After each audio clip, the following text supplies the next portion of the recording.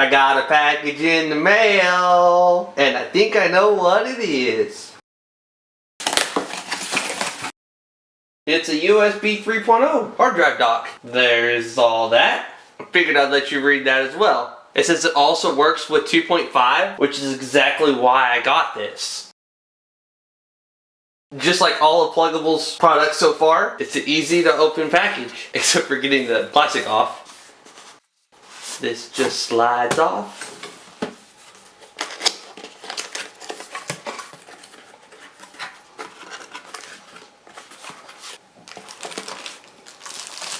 There's the USB 3.0 bay that goes in.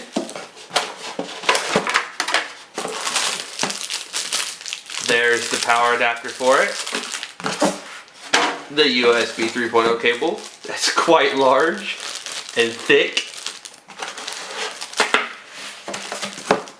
And that must be USB 2.0. Yeah, it's safe to assume without reading any instructions that this is for the USB 3.0 and this is for the USB 2.0. And then you have instructions on how to use it. Let's open up all the goodies, shall we? Now you could plug that into a USB 2.0 port, so you don't have to use this. I'm going to go ahead and put this in the box. But it is nice that they included it. The star of the show. I'm recording.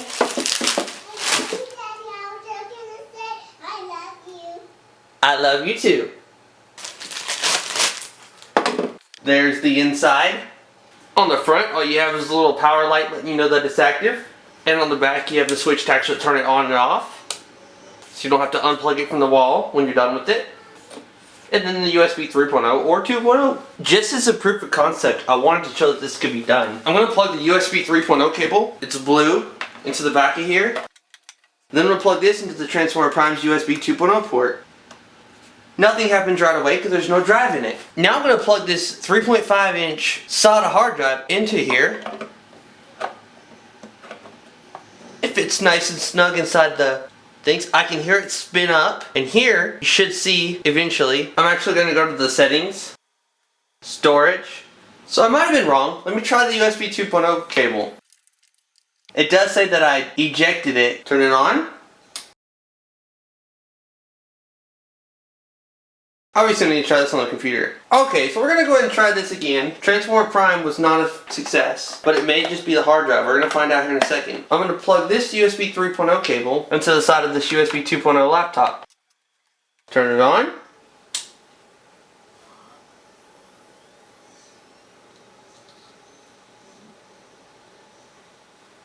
Mass storage device. There goes the autoplay. Sweet! There's everything that's currently on this hard drive, and I am using the USB 3.0 cable. This is the USB 2.0 cable. I wonder if I have a large file on here. The battery on my camera is about to die, and I'm going to do some more extensive testing and even try this on my laptop as a USB 3.0. I'll be back shortly. I have this program here called WinterStat that I recommend. The larger the squares, the bigger the files. So we're going to go here to this one that's 400 megabytes and do Explorer here. Now I'm going to drag and drop this 409 megabyte file onto the USB 2.0 hard drive. There it goes at 21 megabytes. 18, 19, and it's done.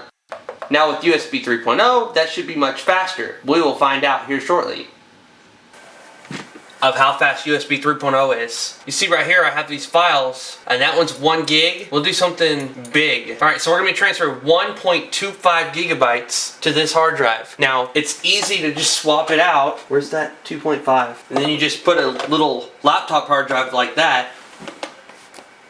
It's not in there like super stiff or anything, but it works just fine, and then you power it on. Alright, seeing the drive right there? It's got multiple partitions on it, so stuff's going to keep popping up. But I'm just going to right click on this video, it's 1.25 gigabytes, and send it to the drive. I got to figure out which partition. Okay, so partition G. Send to G. I'm using Terracopy. I really like it. Now look at these speeds, 59, 66. I've seen this number go all the way up to 93.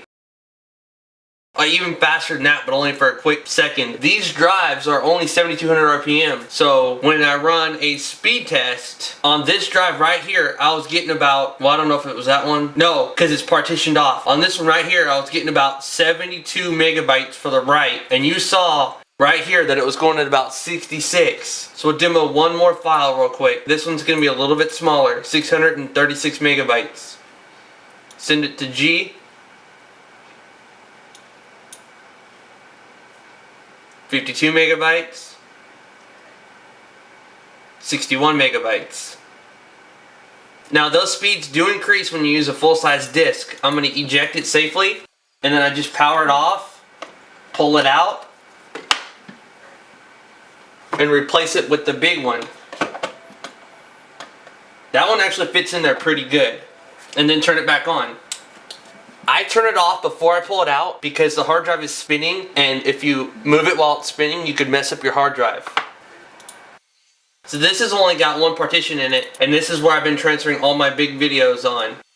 That's drive E. So I'm going to go back to this 1.25 gigabyte and send it to E. And the speeds of this one are much faster. 60, 66. I don't know why it's not peaking at 93 like it normally does, but I promise you I was sending files at 93 megabytes a second the whole time. I'll put a screenshot up actually. So I don't know why it's not performing as fast as the drive can go. With it formatted, it's 441 gigabytes and it goes at about 102. And I did see that, but I saw 102 on the right for just a brief period, and then it went down to about 93 average. So USB 3.0 is fast, and I never want to go back to USB 2.0 ever again. I think this goes for about $30 on Amazon. And I can safely say, if you have USB 3.0, I highly recommend it. Even if you don't have 3.0, as you saw in the beginning of the video, it'll work just fine, and you'll get an average of about 20 megabytes like I did. This is What Would Josh Do? If you don't mind, please give this video a thumbs up, and if you haven't already, please consider subscribing. I'm out.